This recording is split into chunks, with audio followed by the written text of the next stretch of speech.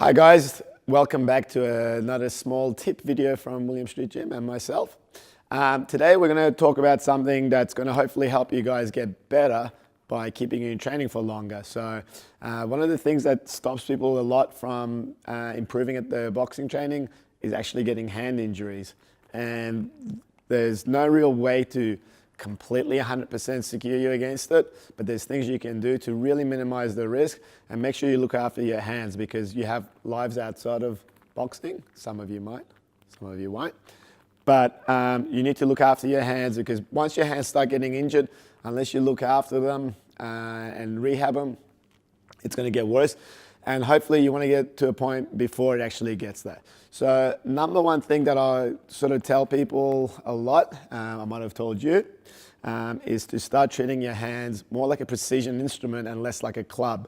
So remember, just because you're boxing and you're trying to hit hard doesn't mean you should just hit the target however way you can, slam it as hard. Just remember, your hand's made up of lots of little bones, ligaments and tendons. It's not a giant brick block, so you can't treat it like that. So when you're punching, you want to make sure your fist is closed, your wrist is straight, and you're punching with your knuckles and you're not just slapping the target. If you do that, over a long term, you're going to start sustaining a lot of injuries because your hand's not in the right position to do it.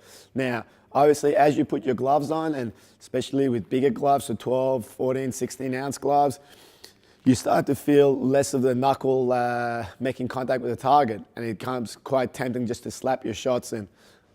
Try not to do that. Anytime you punch, imagine like you're punching bare knuckle, and if you hit with the wrong part of your hand, you're going to injure your thumb, your fingers, or all those ligaments.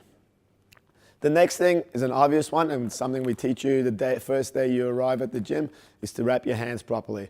So especially some of the people who rock up a little bit late and they're getting a bit of a rush and they go through that quickly, that's something that's really important. We wouldn't tell you to do it if it wasn't important, so make sure you wrap your hands properly. I know some guys like to wear those quick wraps.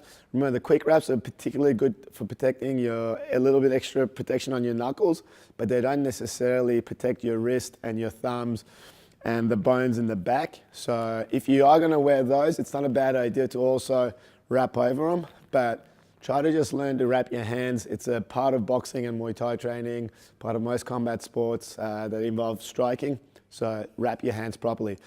Make sure your hand wraps they have a little bit of stretch and stuff still in them. They're not dry and stiff and old, because sometimes when you do that, it's hard to make a tight enough wrap. Also, when you wrap, make sure it's tight, but not so tight you lose blood circulation and get uncomfortable. So that's another thing to think about your hand wraps. Make sure you wrap your hands. Make sure you wrap your thumb as well. Gives you extra support on your wrist and protects your thumb in case of a mishit. The next thing is your gloves. With your gloves, guys, my trusty Fairtex gloves. These are my favorite model of the Fairtex gloves. I know Fairtex sponsors Rebellion, but these particular model of Fairtex, the BGV9, are my favorite training gloves. They've got a really nice long wrist support, really good gloves to hit with. When you get your gloves, make sure when you put them on, you actually Velcro up properly. Don't just have loose Velcro sitting there. The Velcro gives your wrist extra support as well. So make sure you use your gloves. Make sure that you look after your gloves.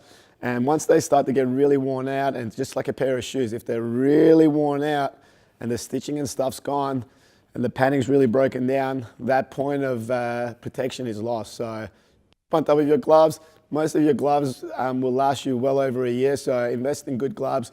Obviously, Fairtex. Also, we've got the new range of Onward equipment. They're really good gloves. They're going to get a lot more popular in the boxing scene, so check that out as well. So wrapping your hands, make sure you got good gloves.